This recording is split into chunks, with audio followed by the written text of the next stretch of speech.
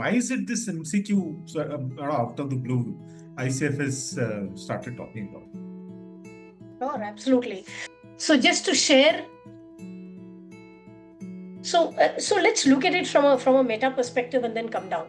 I think the meta perspective is there's a lot of changes that ICF has brought about, which they do regularly on a regular basis. Plus, they brought about in the past year, whether it's ethics, whether it is updated competencies. They've also looked at AI competencies in today's day and age. So there has been mentor coaching competencies which have also come in. So there have been many new changes that ICF is bringing in, which just indicates to us they are keeping relevant to whatever is changing around them.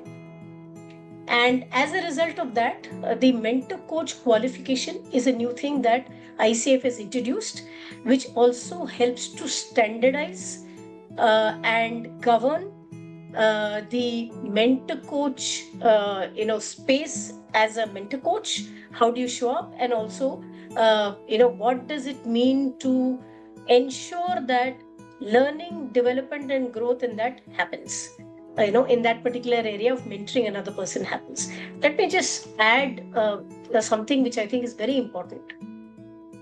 Earlier, an area which was possibly everybody did what they understood of it. This brings about some kind of a standardization. It also brings about an area where they are moving from saying, hey, learning is no longer summative. So I did this, plus I did this, plus I did this, and that becomes, my final destination point. So they're actually looking at mentor coaching as something which is formative, as in it continues in a flowing manner, so that you are able to bring all of it together and not say this plus this, but have levels and layers that you are continuously learning and developing. So that's really the key, moving from a summative to a formative state of doing mentor coaching. Nitin, I hope anything you would like to add.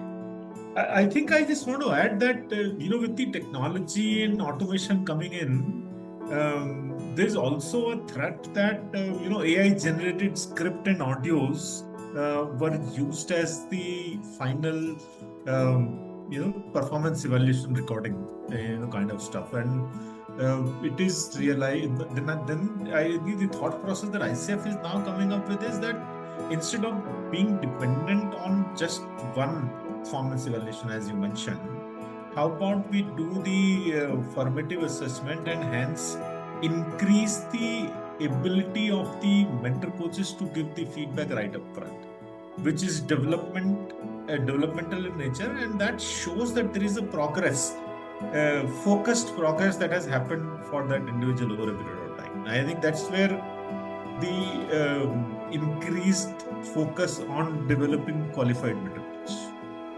So somewhere it kind of reminds me of performance feedback as well, right? When you give feedback, it's on something that's already happened. But when you give feed forward, you're actually looking at building it as you go. So somewhere, it kind of resonates with that as well. Correct. Yeah? Correct. Right, So, okay. how does it work for people who have already been mentor coaches and people who are aspiring to be new mentor coaches now? What does this change for the people who are already accredited? How does it work? So let's decode this together. So let me start with a little bit from the beginning. So I think what's important to understand, if you're an ICF coach, ICF credential coach, and you are providing or would like to provide mentor coaching services, then by 2027, MCQ, Mentor Coach Qualification, is going to become a required standard for accreditation. So which means that you should have met with all the requirements of MCQ. It's not optional anymore. So everybody anyone who aspires to be a mentor coach and offer mentor coaching services would need to do that. That's the baseline. So having said... And you would have the different levels of qualification for level 1, level 2, level 3? And absolutely, I think you hit the nail on the head. So what does it mean? So far, what have we been doing? We've been talking about PCC, marker training, and so on and so forth. I think that's going to play a very, very important role. And I just want to share something, Nitin. You also know it very well. One of the things that I realized as a mentor coach, what I was doing when I was trained to do it, there was a big difference, right? And I think that's the focus that ICF is bringing in, which means that if you're a mentor coach who's at a PCC level, you should have done something known as the standard pathway, right? And there is something for, so let's not get into standard pathway, may get a little complicated. Let's start with the simplest thing. Simplest thing is, if you are a PCC coach and you want to aspire to coach, mentor coach, or are already mentor coaching ACCs or PCCs in their journey, what you would need to do is you would need to have that level of training in terms of the markers. So like we have the PCC marker training, you would need to have undergone that at a minimum level. So you should have completed ICF's evaluation training course of that. If you're an ACC and you only aspire to work with ACCs, I think the important thing is to do the ACC bars, right? That's another training that ICF has made available and open to all.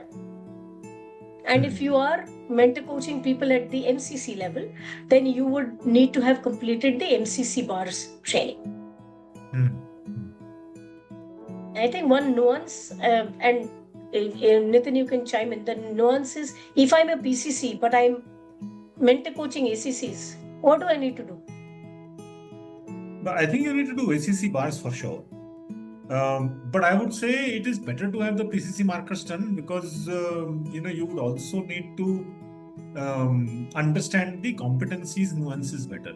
I have done PCCs as a training and I have done ACC bars as well, and I feel that for every mentor coach, whether you are ACC or PCC or MCC, I think PCC markers is kind of must have.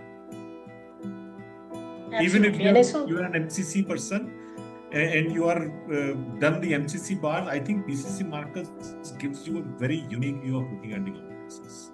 Absolutely, and I so resonate with you. So if I'm a PCC and I'm going to be mentor coaching ACCs and PCCs, PCC marker training is a must. If I'm an ACC, definitely you need to do ACC bars. But I resonate with what Nitin said. If you've done the PCC marker training, it gives you a better hang and overview of what the PCC training is, provided you're eligible for that. Okay, so that's for the people who are new or who are already coaching, Saras. I think that's a great question, and I'm sure you'll chime in where it is important as well. So there is something now. What does it mean for for mentor coaches? You would need to have done the standard pathway, which is all about your completing all these required training that is available with the ICF, right? It also means for people who have already done mentor coaching in the past, right? If you haven't done your PCC assessment, please definitely do that. I think that's the baseline. More importantly, ICF also recognizes your prior mentoring experience, and therefore they talk about having at least 5 learners or credentialing clients in the past 3 years. That's something that they will be talking about. I think there's an addition to that where they're saying that if you have 5 learners, they should have obtained the credentials also. Not just that you have just mentor coached them. If they're not obtained credential, then they'll not be considered as part of your 5 learners. Absolutely, and that's